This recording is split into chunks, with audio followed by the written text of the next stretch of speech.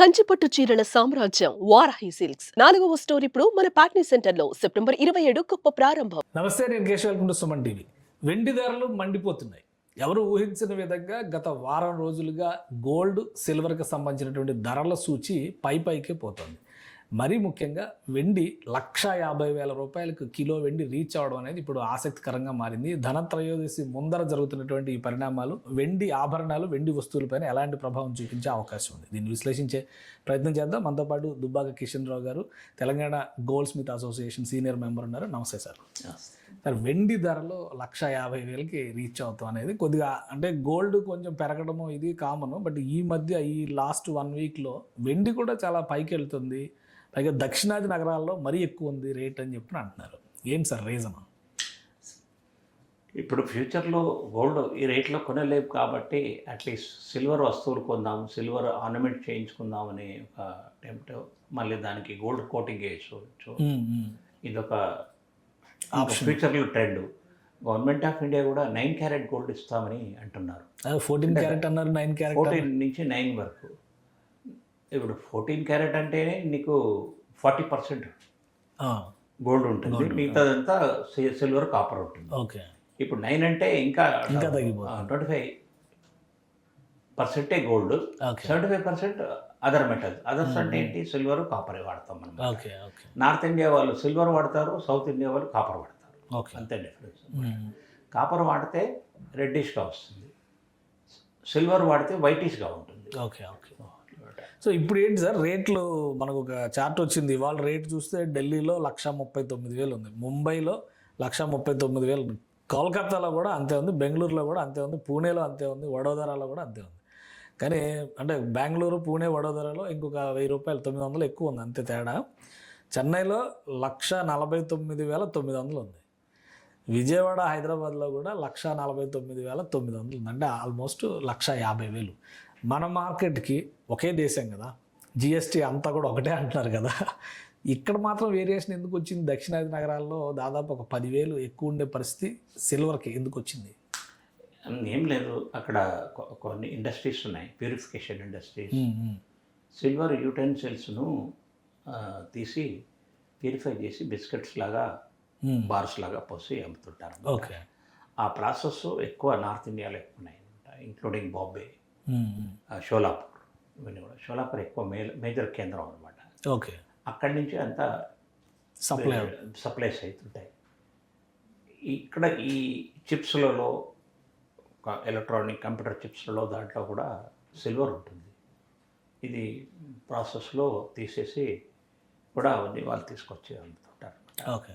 So south ఇండియాలో సిల్వర్కు demand ఎక్కువ లేదు, దానివల్ల కూడా కొంచెం. అంటే మనలో ఎక్కువ ఇంట్లో వస్తువులు, ఇప్పుడు దేవుడి పూజా సామాగ్రి సిల్వరే ఎక్కువ ప్రిఫర్ చేస్తారు. అలా ఇంట్లో వస్తువులు, పళ్ళేళ్ళ లాంటివి కానీ, గిన్నెలు లాంటివి కానీ వెండివే వాడతానికి ఎక్కువ ప్రిఫర్ చేస్తారు. మనకంటే ఎక్కడ ఎక్కువ వాడతారు నార్త్ ఇండియన్స్? ఎందుకని అక్కడ ఎక్కువ వినియోగం ఉంది. నార్త్ ఇండియాలో ఆర్నమెంట్స్గా వాడతారు. Okay okay. పట్టీలు, చైన్స్, అన్నీ. మనం గోల్డ్ పెట్టే దగ్గర వాళ్ళు వెండిని, ఇక్కడ వీళ్ళు 1 టైం ఇన్వెస్ట్మెంటే చేస్తాం మనం. ఇది దేవుడికి హారతి ఇచ్చే ప్లేట్ అయినా, దీపెంతలైనా, పెద్ద దీపెంతలైనా, ఇవి ఒక 1 టైం ఇన్వెస్ట్మెంట్. గుడిలో అయినా ఒకసారి తీసుకొచ్చి స్టార్ట్ చేసేస్తే మళ్ళీ అది ఇంకొక.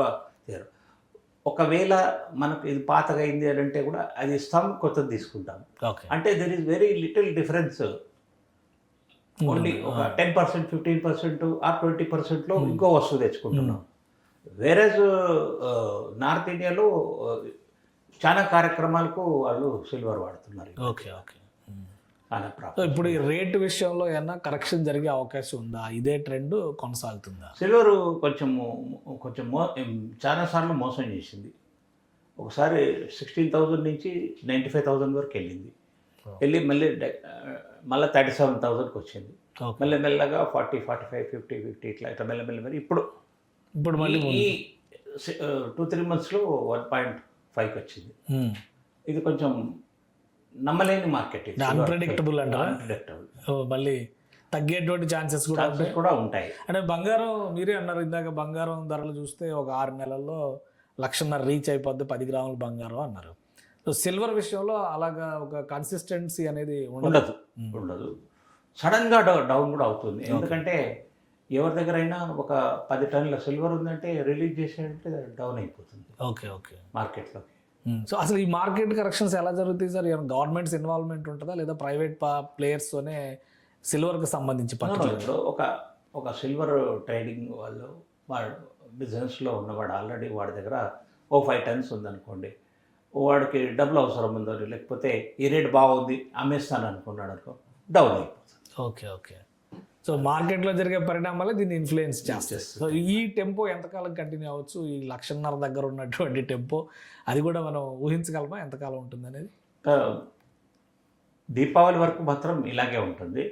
దీపావళి తర్వాత ఏమైనా డౌన్ అయితే కావచ్చు. దీపావళి వరకు కూడా ఆస్పీషియస్ అకేషన్స్ ఉంటాయి కాబట్టి దంత్రయస్ అన్న గోల్డ్ కొనలేని వాళ్ళు సిల్వర్ కొనుక్కున్నారు ఈ మధ్య. ఒక కిలో సిల్వర్ 1,50,000 అంటున్నారు.